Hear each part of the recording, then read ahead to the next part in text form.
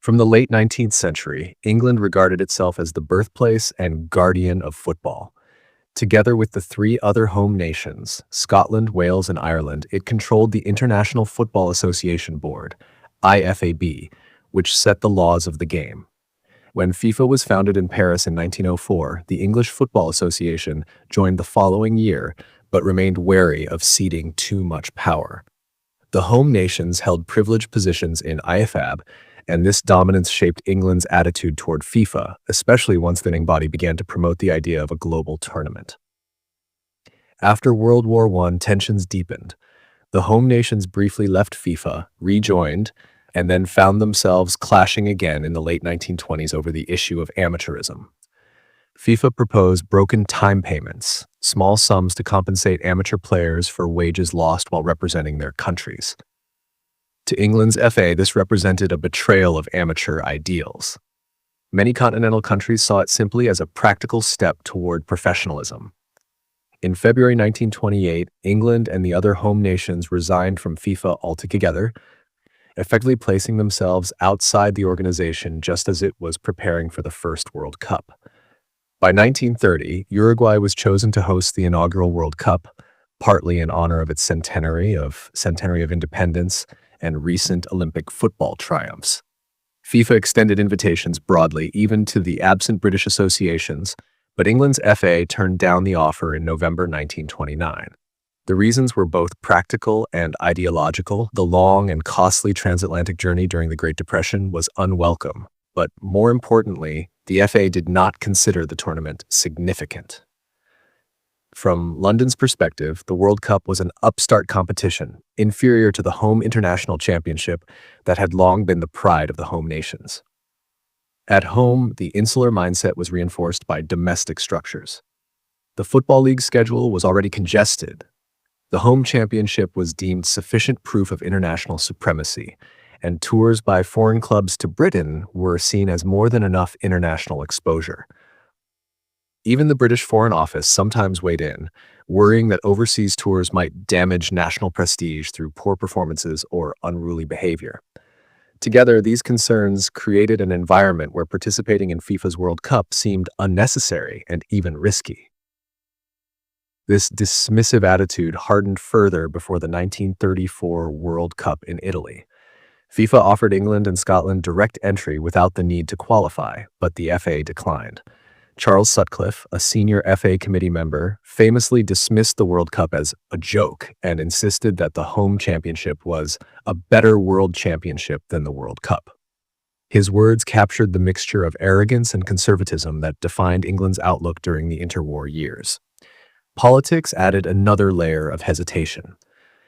Benito Mussolini openly exploited the 1934 tournament as propaganda for fascist Italy. Many in England felt uneasy about legitimizing the spectacle. Reports suggest that Italy even offered to cover England's expenses to encourage participation, but the FA remained unmoved. Their refusal demonstrated that cost was not the real issue. Ideological distance from FIFA and a disdain for foreign tournaments mattered more. When the 1938 World Cup approached in France, the story repeated itself. Europe was sliding toward war, and though FIFA pressed on with the event, England again chose not to participate. The home nations clung to their own championship as the true test of footballing supremacy. Beneath that decision was the unresolved tension over who should define the modern game. FIFA, now a growing international authority, or the British associations who still claimed guardianship through IFAB. World War II changed everything. The devastation of the conflict altered the balance of power in football, as in politics. The post-war drive to rebuild international institutions encouraged reintegration, and in 1946, the FA rejoined FIFA. Symbolically, this marked the end of England's isolation. The national team was also restructured. Walter Winterbottom was appointed as England's first official manager, an acknowledgement that the game had become more professional and complex. Finally, in 1950, England entered the World Cup for the first time, traveling to Brazil with high expectations. The nation that believed it had invented football was ready to prove its superiority. But reality proved sobering. England suffered a shocking 1-0 defeat to the United States in Belo Horizonte, a result still remembered as one of the greatest upsets in World Cup history. The loss symbolized how much the world had caught up during the decades England had stood aside. Looking back, historians note that England's absence from the 1930s tournaments cost them invaluable experience. While continental and South American teams refined tactics, developed fitness regimes, and grew accustomed to international competition, England remained inward-looking. By the time they joined, others had gained both skill and confidence from a decade of World Cup play. What England saw as principled isolation turned out to be a handicap. At the root of England's decisions lay a blend of superiority and institutional conservatism. Their resistance to FIFA's compromises over professionalism, their preference for the home championship, their distrust of FIFA's one country, one vote principle, and even diplomatic anxieties about national prestige all converged to keep them away. It was not merely a logistical refusal, but a cultural stance rooted in the belief that the world should follow England, not the other way around. Practical concerns reinforced this posture. Crossing the Atlantic in 1930 required weeks at sea, disrupted the Football League calendar, and was costly in a time of economic hardship. But other nations took the plunge.